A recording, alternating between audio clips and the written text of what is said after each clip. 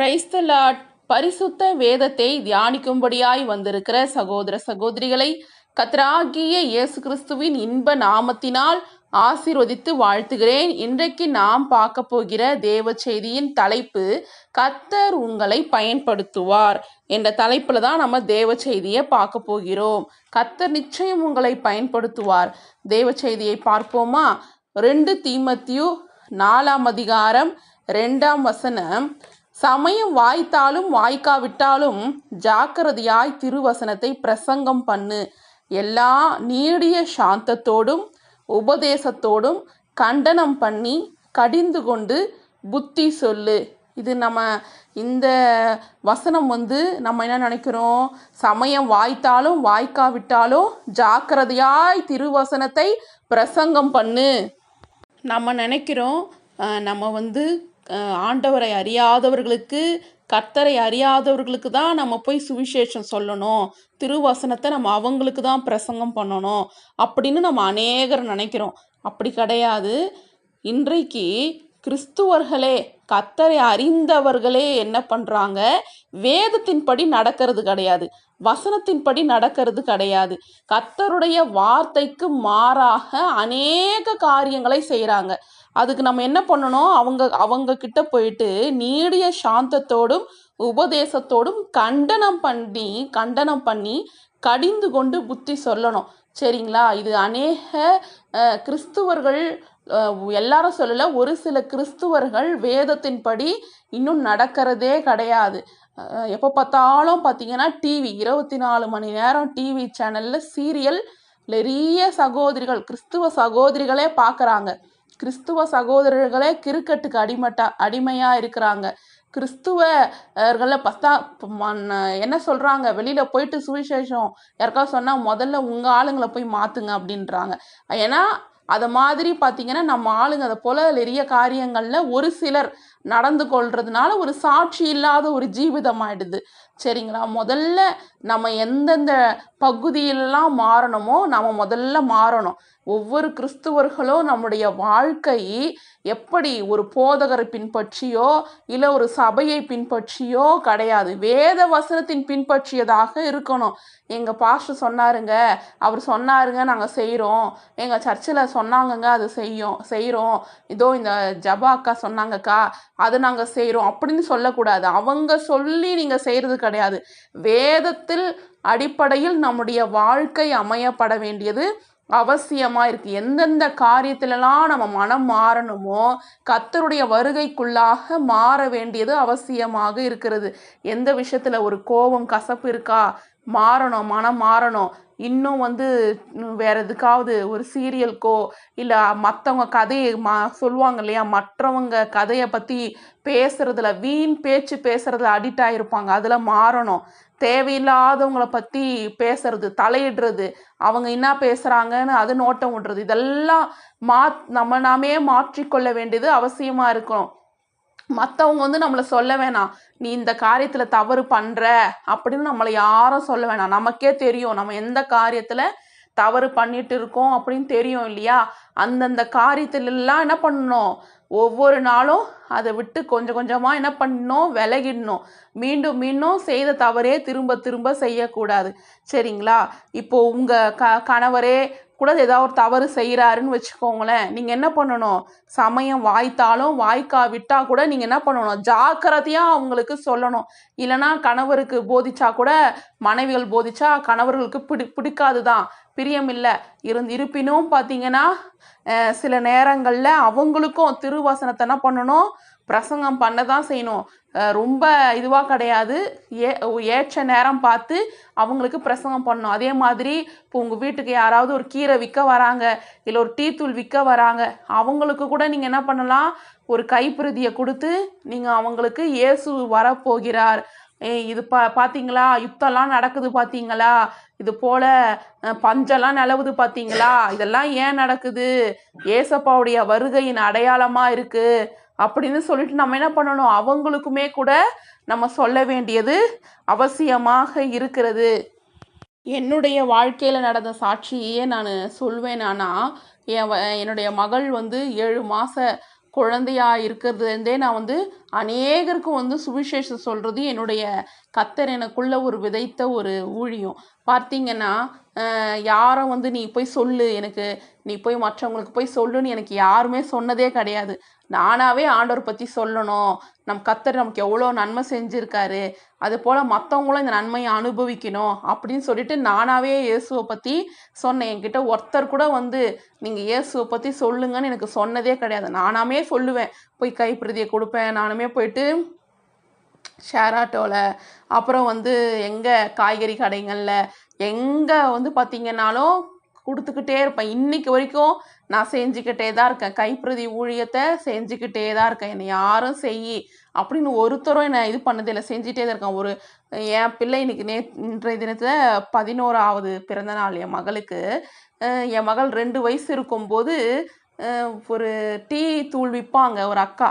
அவங்க வந்து டீ தூள் வேணுமா அப்படின்னு வந்து கேட்குறாங்க. டீ தூள் வேணுமா அப்படின்னு கேட்கும் பொழுது நான் அவங்கக்கிட்ட வந்து டீ தூள் வாங்கிக்கிட்டு அவங்கக்கிட்ட கொஞ்ச நேரம் பேச்சு கொடுக்குறேன். ஏன்னா நம்ம வாங்கினா கொஞ்ச நேரம் நம்மகிட்ட சிரித்து பேசுவாங்க இல்லையா, அப்புறம் வாங்குற மாதிரி அவங்கக்கிட்ட நான் ஆண்டவரை பற்றி அப்படியே சொன்னேன். அந்த அக்கா வந்து அடிக்கடிக்கு எங்கள் வீட்டுக்கு வர ஆரம்பித்தாங்க. டீ தூள் விற்பாங்க, ப்ளஸ் அவங்களுக்கு நான் ஜெபம் பண்ணுவேன், ஆண்டவரை பற்றி சொல்லுவேன். அதுக்கப்புறம் ஆண்டவர் ஏன் அவங்கள நான் எங்கள் கூட இணைச்சாங்க அப்படின்னு பார்க்கும்பொழுது அவங்களுடைய மகளுடைய திருமணம், அவங்களுடைய குழந்தை, அதுக்கப்புறம் அவங்க ஆண்டவருடைய அன்பை ருசிக்கிறதுக்கு நிறைய நேரத்தில் அவங்க வந்து இயேசு இயேசு இயேசு அப்படின்னு அவங்க வாய் நிறைய சொல்லும்படி கத்தர் ஒரு நாள் மாற்றிட்டாரு. இப்படியா பாருங்க, அவங்க எதுவுமே தெரியாமல் ஆண்டவர் பற்றி அறியாமல் வருவாங்க உங்ககிட்ட. அவங்களுக்கு நீங்கள் கொஞ்சம் கொஞ்சமாக இயேசுவை பற்றி சொல்லி நீங்கள் இயேசுவின் அன்பை நீங்கள் காட்டும் பொழுது ஒரு நாள் உங்களை விட அதிகமாக அவங்க இயேசு இயேசுன்னு உங்ககிட்டயே சொல்லும்படி கத்தர் மாற்றிடுவார். சரிங்களா? அது வெளி ஆளுங்களாக இருந்தாலும் பரவாயில்ல, வீட்டில் இருக்கிற உங்கள் கணவராக இருந்தாலும் நீங்கள் அதிக அளவில் நீங்கள் இயேசுவா பற்றி அவருடைய அன்பை பற்றி தவறு செய்யும் பொழுதெல்லாம் நீங்கள் ஜாக்கிரதையாய் கடிந்து கொண்டு நீங்கள் புத்தி சொல்லும் பொழுது கண்டிப்பாக ஆண்டவர் அதை பார்ப்பார். பார்த்து உங்களுடைய பிரயாசத்துக்கு ஏற்ற பலனை நிச்சயம் தருவார். அவங்க குடும்பத்தினருக்கு நீங்கள் விதைத்தாலும் அதற்கான பலனை நீங்கள் பார்ப்பீங்க. இல்லை வெளி இடங்களில் நீங்கள் யாருக்காவது கைப்பிரதி கொடுக்குறீங்க, இல்லை வேறு யாருக்காவது நீங்கள் ஜெபிக்கிறீங்கனாலும் அதற்கான பலனை உங்கள் கண்கள் காணும்படி நிச்சயம் செய்வார். ஆனால் ஊழியம் செய்கிறவர்கள், இது போல கர்த்தருடைய வார்த்தையை சொல்லுகிறவர்கள் குறித்து ஏசாயா 52ஆம் அதிகாரம் 7ஆம் வசனம் இப்படியாய் சொல்லுகிறது: சமாதானத்தை கூறி நற்காரியங்களை சுவிசேஷமாய் அறிவித்து இரட்சிப்பை பிரசித்தப்படுத்தி உன் தேவன் ராஜரீகம் பண்ணுகிறார் என்று சியோனுக்கு சொல்லுகிற சுவிசேஷகனுடைய பாதங்கள் மலையின் மேல் எவ்வளவு அழகா இருக்கின்றன அப்படின்னு எழுதியிருக்கு. யார் சுவிசேஷகர்கள் சொல்லுங்க பார்க்கலாம். யாரோ ஒரு பாஸ்டரா சுவிசேஷகரு, இல்லை யாரோ ஒரு பிரதரா சுவிசேஷகரு? நீங்கள் தான் சுவிசேஷம் பண்ணுறவங்க. சமாதானத்தை கூறுறதுனா என்ன? நல்லா இருங்கப்பா, சண்டை போடாதீங்கப்பா, அது கிடையாது. சமாதானத்தை கூறுறதுனா அந்த கல்வாரி சிலுவையில் என் தேவன் என்ன பண்ணாரு? சமாதானத்தை சம்பாதித்து வைத்தாரு. பூமியிலே சமாதானமும் மனுஷன் மேல் பிரியமும் உண்டாக இயேசு கிறிஸ்து பூமியிலே பிறந்தாரு. இயேசு கிறிஸ்து பிறக்கும் பொழுது தேவதூதர்கள் இப்படியாய் சொல்றாங்க: உன்னதங்களில் இருக்கிற தேவனுக்கு சமாதானமும் பூமியின் மேல மனுஷங்க மேல பிரியமும் உண்டாவதாக அப்படின்னு ஒரு பாட்டு பாடுறாங்க பார்த்தீங்களா? உன்னதத்தில் இருக்கிற தேவனுக்கு மகிமையும் பூமியிலே சமாதானமும் மனுஷர் மேல் பிரியமும் உண்டாவதாக. இந்த வசனம் எனக்கு வரல, பாட்டா பண்ணோம் டக்குன்னு வந்துருச்சு, அதெல்லாம் பாட்டாவே பாடி காமிச்சிட்டேன். பாருங்க, அநேக நேரங்களில் அதாவது சமாதானம் என்பது சண்டையே போட்டுக்காதீங்க, நீங்கள் நல்லா இருங்க, சந்தோஷமா இருங்கன்னு சொல்கிறது சமாதானம் இல்லை. இயேசு கிறிஸ்து ஏன் பூமியில் பிறந்தாரு? இயேசு கிறிஸ்து அந்த கல்வாரி சிலுவையில் எதற்காக அடி வாங்கினாரு, எதற்காக உதவாங்கினார்? நம்மளுடைய சமாதானத்தின் ஆக்கினையை அவர் ஏற்றுக்கொண்டார். சமாதான குலைச்சலை கொண்டு வந்த அந்த ஆக்கினையை அவர் ஏற்றுக்கொண்டார். நமக்கு சமாதானம் வரணும் அப்படின்றதுக்காக இந்த சுவிசேஷத்தை நீங்கள் அவங்களுக்கு சொல்லும் பொழுதே சமாதானம் வந்துடும். நற்காரியங்களை சுவிசேஷமாக அறிவிக்கிறது. நற்காரியம்னா என்னது? எங்க என் பொண்ணுக்கு கல்யாணங்க, அதுதான் நற்காரியம்? அது கிடையாது. நற்காரியங்களை இயேசு கிறிஸ்து அந்த கல்வாரி சிலுவையில் செய்தது. இயேசு கிறிஸ்து மீண்டும் வரப்போகிறார். நம்முடைய ஆத்துமா நரகத்துக்கு போறதில்ல. நம்முடைய ஆத்துமா ரட்சிக்கப்படும் பொழுது நித்திய ஜீவனை பெற்றுக்கொள்ளுகிறது. இதெல்லாம் நற்காரியம். இந்த நற்காரியத்தை சுவிசேஷமா அறிவிக்கிறது. சரிங்களா? ரட்சிப்பை பிரசித்தப்படுத்தணும், நம்ம சொல்லணும். ஏன்னா நம்ம சொன்னாதான் அவங்களுக்கு நிறைய கேள்விகள் வரும். இப்படியா அப்படியா நிறைய கேள்விகள் கேட்பாங்க. அவங்க கேள்வி கேட்கும்போது அவங்க கேட்குற கேள்விக்கெல்லாம் நம்ம நீடிய பொறுமையா என்ன பண்ணணும், பதில் சொல்லும் பொழுது நம்ம ரட்சிப்பை நம்ம அவங்களுக்கு சொல்றோம். அப்ப அவங்க இருதயத்துல விசுவாசித்து வாயில அவங்க அறிக்கை செய்தாங்கன்னா அந்த ரட்சிப்பை அவங்க பெற்றுக்கொள்றாங்க. உன் தேவன் ராஜரீகம் பண்ணுகிறார் என்று சொல்லணும். கர்த்தர் உங்களுக்கு ராஜாவா இருப்பாரு. உங்க குடும்பத்தை அவர் ஆளுகை செய்வாரு. வியாதி ஆளுகை செய்யாது, தரித்திர ஆளுகை செய்யாது. கர்த்தரே ராஜாவா இருந்து ஆளுகை செய்வாங்க அப்படின்னு என்ன பண்ணணும், நம்ம சொல்லணும். ஆண்டவர் அறியாதவங்களுக்கு சொல்லும் பொழுது, அந்த கல்வாரி சிலுவையின் மேன்மையை சொல்லும் பொழுது, இயேசு கிறிஸ்து ஏன் வரப்போறாருன்னு சொல்லும் பொழுது, நம்முடைய ஆத்துமாவுக்கு ஒரு நித்திய ஜீவன் இருக்குன்னு சொல்லும் பொழுது, இந்த பூமியில உங்களுடைய எல்லா சாபத்தையும் இயேசு கிறிஸ்து சிலுவையில சுமந்து விட்டார் அப்படின்னு நீங்க சொல்லும் பொழுதெல்லாம் அந்த ஆத்துமாவு என்ன ஆகும், ஒரு சந்தோஷம். யார் அதை கேட்குறாங்களோ, சிலுவையின் மேன்மையை யார் கேட்குறாங்களோ, உங்க வாயிலாக ஆபிரகாமின் ஆசீர்வாதம் உங்க தலை மேல வந்துச்சுன்னு யார் கேட்குறாங்களோ, இயேசு கிறிஸ்துவின் சமாதானத்தை நீங்க அவங்களுக்கு சொல்லும் பொழுது, உங்க வாயில ஏசப்பா அதிகாரம் வச்சிருக்காரு. நீங்க ஜெபிச்சா ஏசப்பா உடனே உங்களுக்கு பதில் கொடுப்பாரு. நாங்க ஜெபிச்சா மட்டும் இல்ல, நீங்க ஜெபிச்சாலும் உங்களுக்கு பதில் வரும் அப்படின்னு நீங்க அவங்களுக்கு இயேசு கிறிஸ்து கொடுத்த அதிகாரத்தை நீங்க அவங்களுக்கு சொல்லி கொடுக்கும் பொழுது, இதெல்லாம் நீங்க சொல்ல சொல்ல சொல்ல இதெல்லாம் ஒரே நாள் நம்ம சொல்ல முடியாது. ஒவ்வொரு தடவை நீங்க பார்க்கும் பொழுதெல்லாம் சொல்லும் பொழுது அவங்க உள்ளத்துல ஒரு பெரிய சந்தோஷம் பெருகும். பார்த்தீங்கன்னா இதுதான் ஒரு சுவிசேஷ வேலை. சரிங்களா? வாயை திறந்தாலே என்ன பண்ணணும், சிலுவையின் மேன்மையை மட்டும் நீங்க பேசி பாருங்க. மற்றவங்களுடைய கதையோ வீண் பேச்சோ தேவையில்லாத விஷயத்துல மூக்கு நுழைக்கவோ இல்லாம கர்த்தருடைய காரியங்களை மட்டும் பேசுங்க. கர்த்தர் உங்களை எப்படி ஆசீர்வதிப்பாங்கன்னு பாருங்களேன்.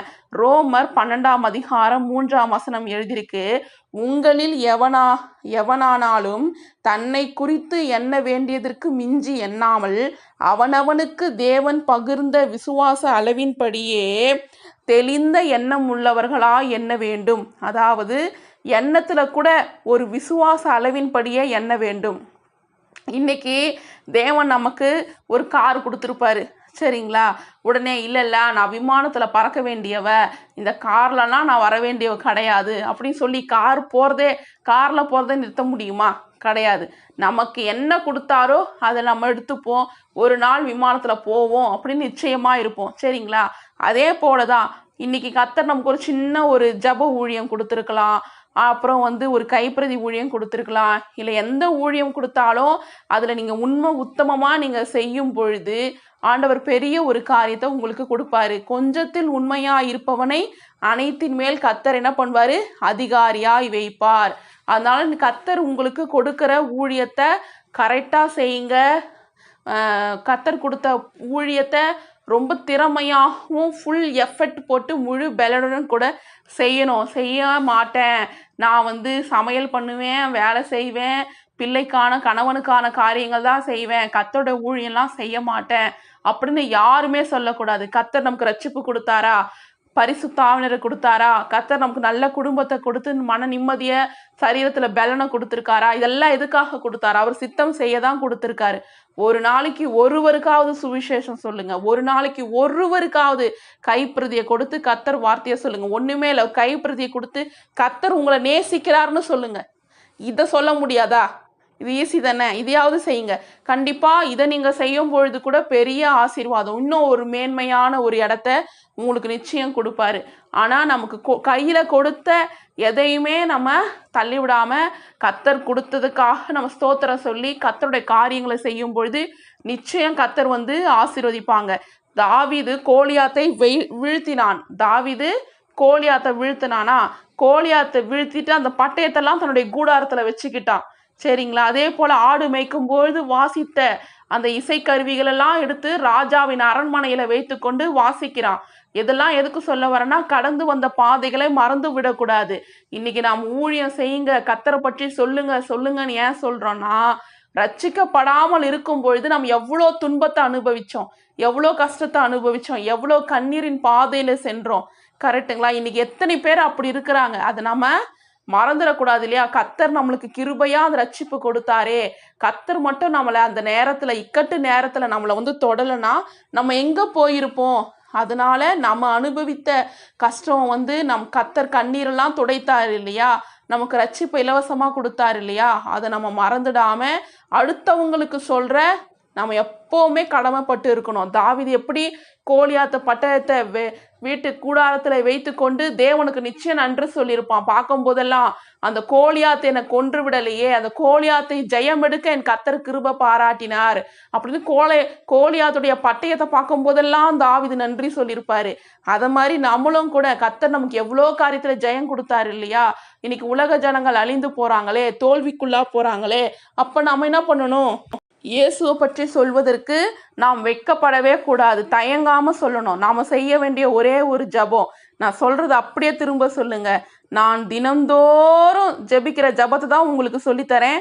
சொல்லுங்க, ஒவ்வொரு நாளும் இந்த வார்த்தையை சொல்லுங்க. சுவிசேஷம் சொல்லணும் ஏசப்பா, என்னை பயன்படுத்துங்க ஏசப்பா. ஒரு நாளைக்கு ஒருவருக்காவது சுவிசேஷம் சொல்லணும் ஏசப்பா, என்னை நீங்க பயன்படுத்துங்க ஏசப்பா. இந்த நாள்ல நான் யாருக்காவது சுவிசேஷம் சொல்லணும், அவங்கள நான் ரட்சிப்புக்குள்ள நடத்தணும், என்னை பயன்படுத்துங்க நான் ஒவ்வொரு நாளும் ஜெபம் பண்ணுவேன். அதே ஜெபத்தை உங்களுக்கும் சொல்லித்தரேன். நீங்க என்ன வார்த்தைகளை சொல்லி ஜெபிக்கிறீங்களோ இல்லையோ, இந்த வார்த்தையை சொல்லி ஜெபம் பண்ணுங்க. டெய்லி அதிகாலையில கர்த்தாவே என்னை பயன்படுத்துங்க. ஒரு நாளைக்கு ஒருவருக்காவது சுவிசேஷம் சொல்லி அவங்கள ரட்சிப்புக்குள்ள கொண்டு வரணும், கர்த்தருடைய பாதையில நடத்தணும். எனக்கு கிருபை பாராட்டுங்க. எனக்கு ஒவ்வொரு நாளும் ஒரு ஆத்துமாவை கொடுங்கப்பா. சமயம் வாய்த்தாலும் சமயம் வாய்க்காவிட்டாலும் திருவசனத்தை ஜாக்கிரதையா சொல்ல எனக்கு ஞானத்தை கொடுங்கப்பா, என்னை பயன்படுத்துங்கப்பா. நீங்க கேளுங்க, கண்டிப்பா நிச்சயம் கர்த்தர் உங்களை பயன்படுத்துவாரு. இப்பொழுதுக்கிறதை பார்க்கிலும் 1000 மடங்கு உங்களை ஆசீர்வாதமாக வைப்பார். கர்த்தராகிய இயேசு கிறிஸ்து நாமத்தினால் உங்களை ஆசீர்வதித்து வாழ்த்துகிறேன். God bless you.